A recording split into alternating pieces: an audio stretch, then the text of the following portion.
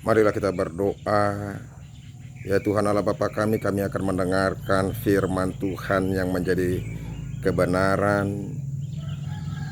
Biarlah Tuhan memberkati kami semuanya, sehingga kami dikuatkan dan beroleh sukacita dan damai sejahtera untuk menjalani kehidupan kami satu hari ini. Dalam nama Yesus Kristus kami berdoa dan mengucap syukur. Amin. Shalom Bapak Ibu Saudara-saudaraku yang dikasihi Yesus Kristus. Saat ini kita akan mendengarkan firman Tuhan yang menjadi renungan bagi kehidupan kita untuk mengawali pekerjaan-pekerjaan kita, kegiatan-kegiatan kita satu hari ini. Kita akan melanjutkan kegiatan kita, terlebih di tahun yang baru ini. Mari bangkit kembali, mari semangat kembali, mari melakukan aktivitas kita kembali dengan semangat. Saudara-saudara, ada begitu banyak hal-hal yang membuat kita malas, membuat kita lemah, membuat kita enggan dan mengurungkan untuk melakukan yang baik, terlebih untuk mendengarkan firman Tuhan. Dan terus terang, buat saya sendiri, ini juga menjadi pergumulan yang berat. Tetapi sebagai hamba Tuhan dan sebagai anak-anak Tuhan, kita harus betul-betul berserah kepada Tuhan supaya kita dimampukan lagi untuk melakukan apa yang Tuhan kehendaki dalam hidup kita. Firman Tuhan yang menjadi renungan bagi kita hari ini yaitu yang terambil dari Matius pasal yang ketiga ayat yang ke-17. Dikatakan demikian. Lalu terdengarlah suara dari surga yang berkata, "Inilah anak yang kukasihi, kepadanya lah aku berkenan." Bapak Ibu Saudara-saudaraku yang dikasihi Yesus Kristus, ada dua hal yang mau disampaikan oleh firman Tuhan ini bagi kita yang menjadi teladan sehingga kita juga boleh melakukan apa yang dilakukan oleh Tuhan kepada kita. Yang pertama saudara-saudara yaitu berbicara soal ketaatan. Yesus adalah anak Allah, dia adalah Allah itu sendiri. Tetapi pada saat ini kisah ini bercerita kepada kita bahwa dia datang kepada Yohanes untuk dibaptis. Bayangkan saudara-saudara bahwa dia Allah, dia adalah anak Allah, tetapi dia datang kepada Yohanes untuk dibaptis. Artinya pembaptisan Yohanes itu adalah pembaptisan pertobatan yang bertobat dari dosa. Sementara kita tahu saudara-saudara bahwa Yesus itu bukanlah manusia berdosa. Dia tidak perlu harus menerima pembaptisan kepada Yohanes. Dia tidak perlu datang kepada Yohanes. Tetapi saudara-saudara, dia datang kepada Yohanes untuk meminta dengan kesadaran sendiri supaya dia dibaptis oleh Yohanes. Seorang Allah, dia adalah Tuhan, dia tidak berdosa, tapi dia datang kepada Yohanes untuk melakukan kehendak Allahnya. Dia taat untuk semua apa yang diperintahkan oleh Bapa kepadanya. Ini yang menarik saudara-saudara yang perlu kita lakukan. Belakangan ini ada begitu banyak orang yang mengaku percaya. Belakangan ini ada begitu banyak orang-orang Kristen termasuk saya. Firman Tuhan ini juga menjadi renungan buat saya sendiri juga dan buat kita semuanya. Ada begitu banyak orang yang mengaku dirinya adalah orang Kristen, pengikut Kristus. Ya, dia mau sukacita dari Tuhan, dia mau damai sejahtera dari Tuhan, dia mau penyertaan dari Tuhan, bahkan dia mau kebahagiaan daripada Tuhan sebagai seorang Kristen. Bahkan yang lebih lagi saudara-saudara, dia mau sorga, tetapi dia atau kita tidak mau salib Kristus. Kita mau hanya yang enak-enaknya saja. Kita mau yang sukacitanya saja. Kita mau mendapatkan hal-hal yang baik-baik saja. Sementara kalau penderitaan karena Kristus kita enggan, bahkan kita mengelak. Ada begitu banyak orang-orang Kristen gampang sekali bersungut-sungut ketika dia sakit, ketika dia menderita, langsung kecewa kepada Tuhan. Tuhan, kenapa seperti ini? Kenapa harus aku? Ketika orang yang kita kasihi meninggal dunia, kita berkata kepada Tuhan, Tuhan, kenapa engkau membiarkan kesedihan ini kepadaku? Saudara-saudara, kalau kita sadar bahwa kita adalah pengikut Kristus, kita tetap harus setia kepada Tuhan dan kita harus taat kepadanya. Sekalipun apapun yang dilakukan oleh Tuhan kepada kita, itu adalah bagian daripada apa yang harus kita tanggung. Sama seperti Kristus harus menanggung penderitaan karena dia harus melakukan kehendak Tuhan.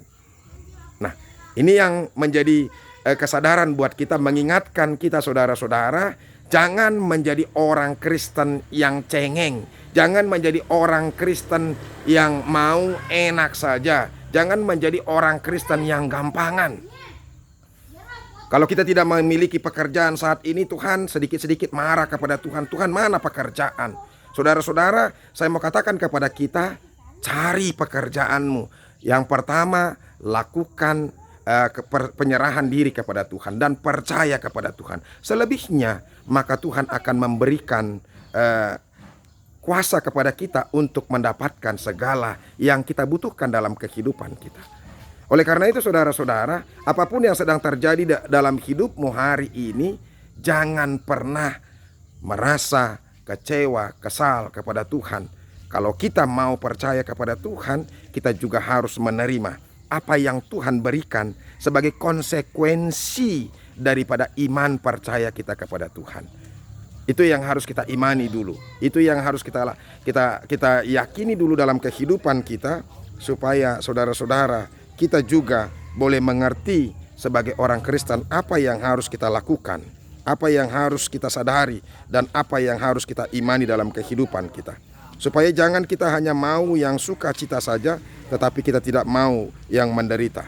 Menjadi orang Kristen kita harus bayar harga, ya. Mau memiliki sorga, kita juga harus sama seperti Kristus, ya. Dia harus membayar harga. Sebagai anak Tuhan saja dia harus membayar harga. Dia harus setia, dia harus taat kepada Tuhan, baru dia mendapatkan apa yang dia inginkan. Dia ditinggikan, saudara-saudara. Jadi kalau ketika kita mengalami penderitaan karena Kristus, kalau ketika kita mengalami penderitaan karena kebenaran, jangan cengeng, jangan menangis, jangan mengeluh, dan jangan surut dari iman kita. Justru kita semakin harus kuat, semakin teguh, semakin menunjukkan semangat kita bersama dengan Kristus. Bagi kita yang mengalami penderitaan pada saat ini, tetap teguh, kuat terus, berserah terus kepada Tuhan, dan mari bersyukur terus kepada Tuhan, ya. Bagi kita yang sakit, yakinkan dirimu bahwa Tuhan akan menyembuhkan kita. Dengan sungguh-sungguh kita berserah, Tuhan Allah itu adalah tabib yang agung. Dia dapat menyembuhkan segala penyakit kita. Tetapi bila Tuhan tidak menyembuhkan pun, kita jangan menjadi kecewa, bahkan jangan marah. Tetapi bersukacita terus, karena bagian kita adalah sorga. Itu yang paling penting dalam hidup ini. Bagian kita sudah dinyatakan bahwa kita orang percaya ini sudah menerima sorga itu sendiri, ya. Yang kedua saudara-saudara, yang mau disampaikan oleh firman Tuhan ini, yaitu soal kerendahan hati. Yesus sebagai Tuhan, dia mau menerima pembaptisan yang dilakukan oleh Yohanes. Ini luar biasa sekali.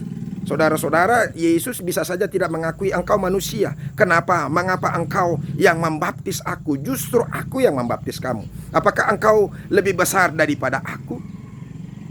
Tetapi saudara-saudara, untuk melakukan apa yang Tuhan kehendaki membutuhkan kerendahan hati.